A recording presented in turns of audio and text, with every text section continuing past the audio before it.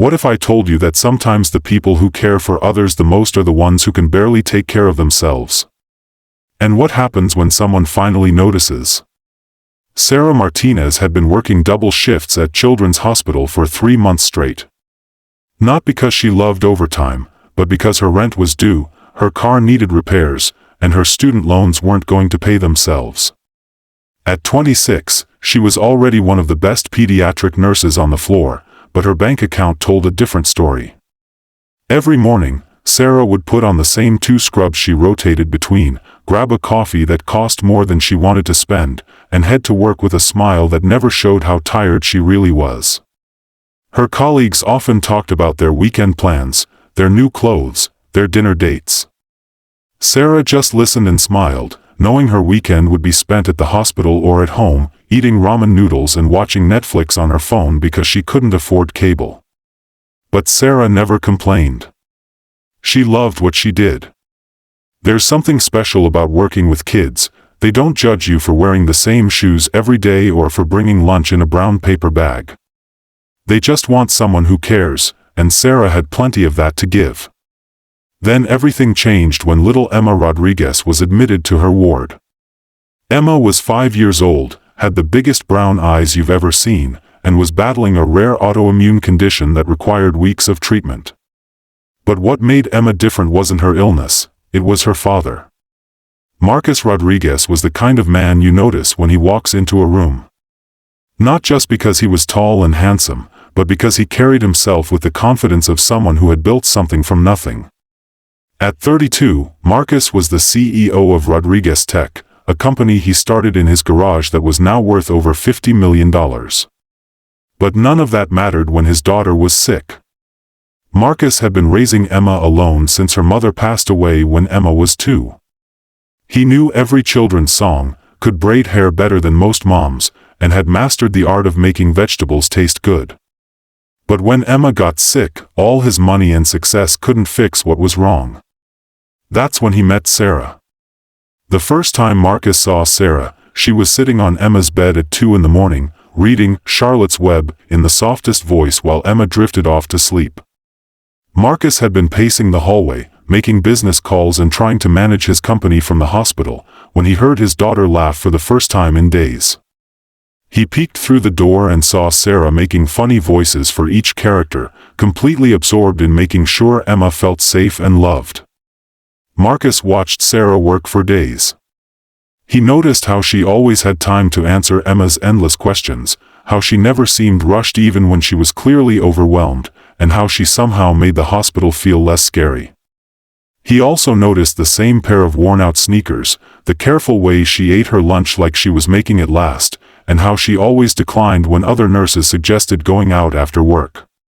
One evening, Marcus overheard Sarah on the phone in the break room. She was talking to her landlord, asking for another extension on rent, promising she'd have the money by the end of the week. Her voice was calm and professional, but Marcus could hear the stress underneath. After she hung up, she sat there for a moment, took a deep breath, and walked back out with that same bright smile she always wore. That's when Marcus realized something that hit him harder than any business deal ever had. Here was someone who spent her days taking care of his most precious thing in the world, someone who had probably saved lives that week, and she was worried about making rent. It didn't make sense to him. It didn't seem fair. The next day, Marcus made a decision that would surprise everyone, including himself. He waited until Sarah's shift ended and approached her in the parking lot. Sarah was walking toward the bus stop, and Marcus realized she didn't even have a car. "Sarah," he called out.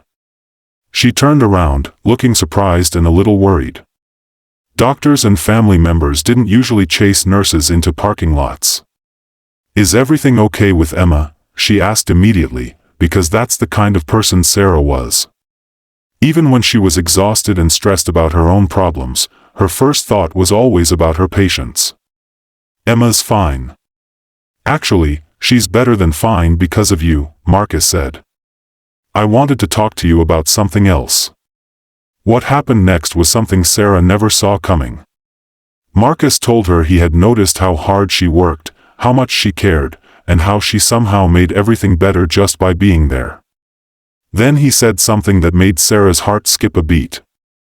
"I know this might sound crazy, and you can absolutely say no, but I haven't been on a date since Emma's mom died. I haven't even wanted to.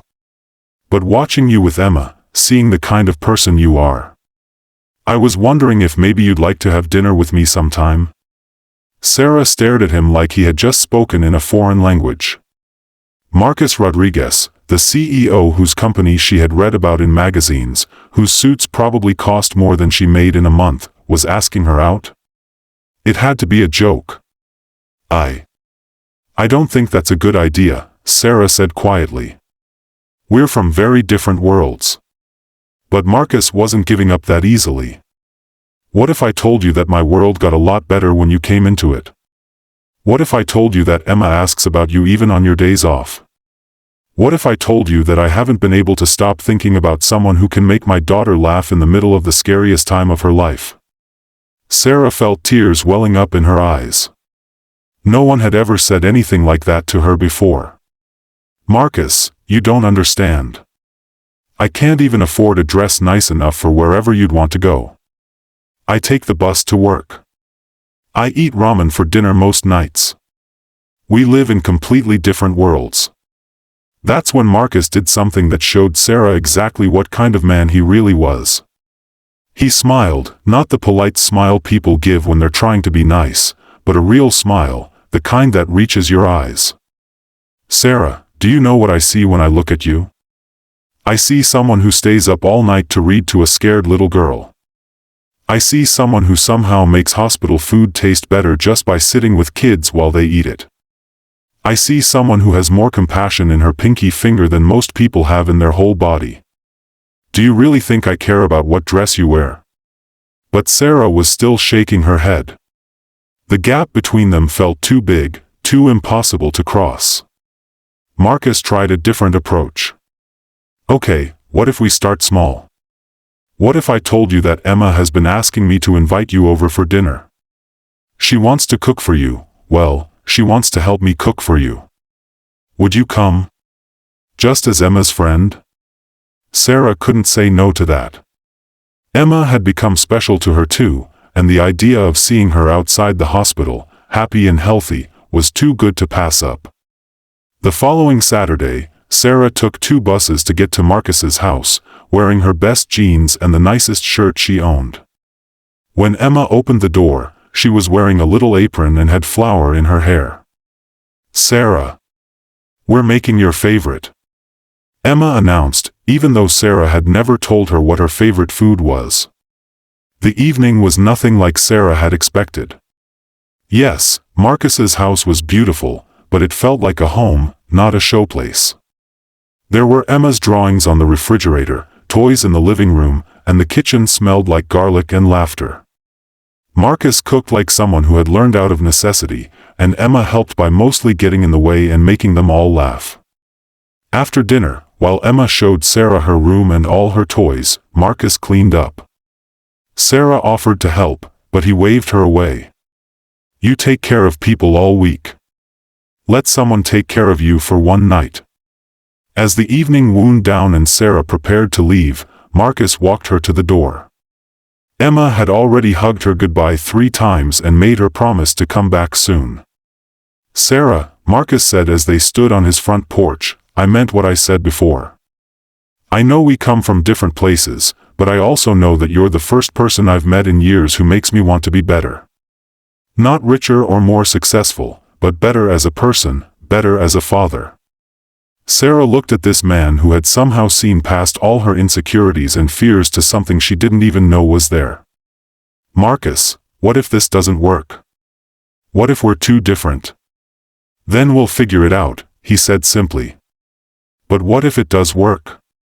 What if we're exactly what each other needs?" 3 months later, Sarah was still working at the hospital because she loved it, but she wasn't working double shifts anymore.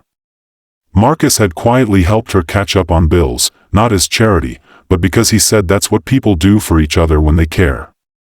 Emma was healthy and back in school, but she still visited Sarah at work sometimes, bringing drawings and hugs.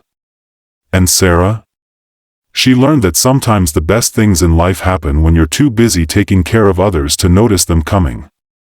She learned that love doesn't care about bank accounts or fancy dresses. She learned that sometimes the person who needs rescuing isn't the patient in the hospital bed, but the person taking care of them. The story spread through the hospital like wildfire. The nurse who couldn't afford a dress but caught the heart of a millionaire CEO. But that's not really what happened. What really happened was that two people found each other in the most unexpected place, and realized that sometimes the best love stories start with someone simply noticing how much you care. Marcus later told Sarah that he knew he was falling for her the night he saw her reading to Emma. Not because she was beautiful, though she was. Not because she was smart, though she was that too. But because in a world where people often rush past each other without really seeing, Sarah saw everyone. She saw the scared little girl who needed a story. She saw the worried father who needed hope. And somehow, she saw something in herself worth loving too. Don't miss what happens when these two worlds collide even more in our next story.